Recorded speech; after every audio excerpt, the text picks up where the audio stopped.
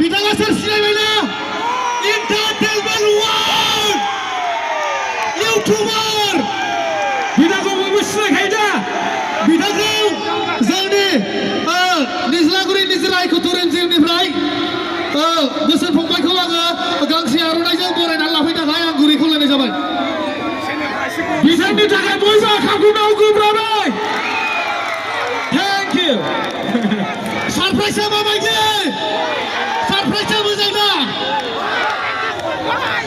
बिथांनि थाखाय माने सिख्ला हिनजाव सफैनांगौ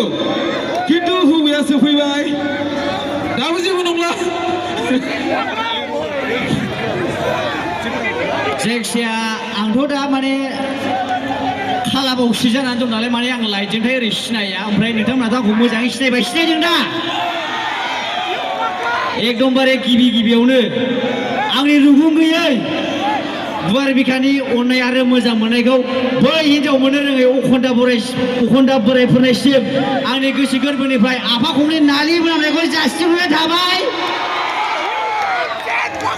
आरोबाव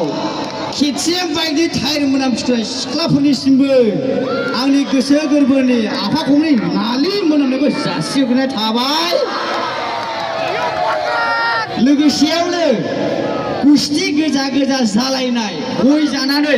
खावलाय थनखेबग्रा बुरिफोरनिसिमबो आंनि गोसो गोरबोखौ जासिहरनाय थाबाय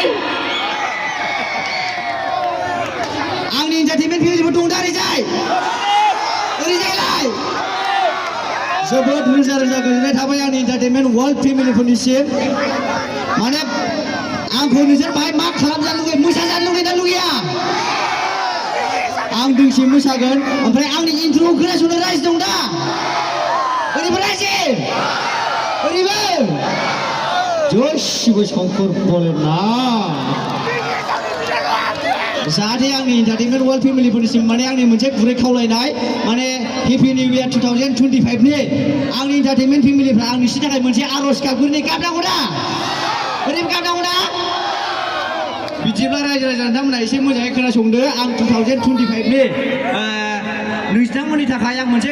आनान गसाइनिसिम मोनसे आर'ज गाबनो खोनासंनो रायजो दा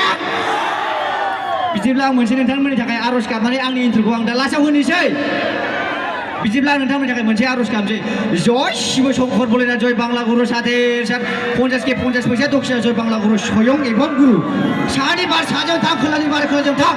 हा जय बार अख्रां साखि साफात लानानै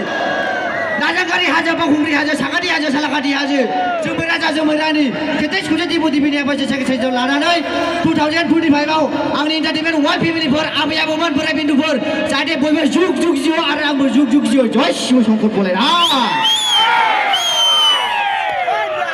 गोजोनथों आंनि एन्टारटेनमेन्ट वर्ल्ड फेमिलिफोर जादोंना जायाखै ओरैजाना सेंग्राफ्रा बिराद गरम गोजालै आयौ आच्छा नोंथांमोननि एन्टारटेनमेन्ट वर्ल्ड फेमिलिफोर माने आङो दिनै निज्लागुरियाव फार्स्ट टाइम फैनानै जोबोर गोजोननाय मोनफैबाय आं गोजोननाय मोनदोंना मोनाखै मोनदों दा जोबथा गोजोननाय निज्लागुरियाव बिराद मानसि जादों लैहोर लैहोर आबै आबौमोन फैदों सेंग्रा सिख्लाफोर फैदों नुनानै बिराद गोजोननाय मोनदों माने आंनि बिदामोनबो दंफैयो बेहाय बिराद आंखौ सापर्ट खालामफैग्रा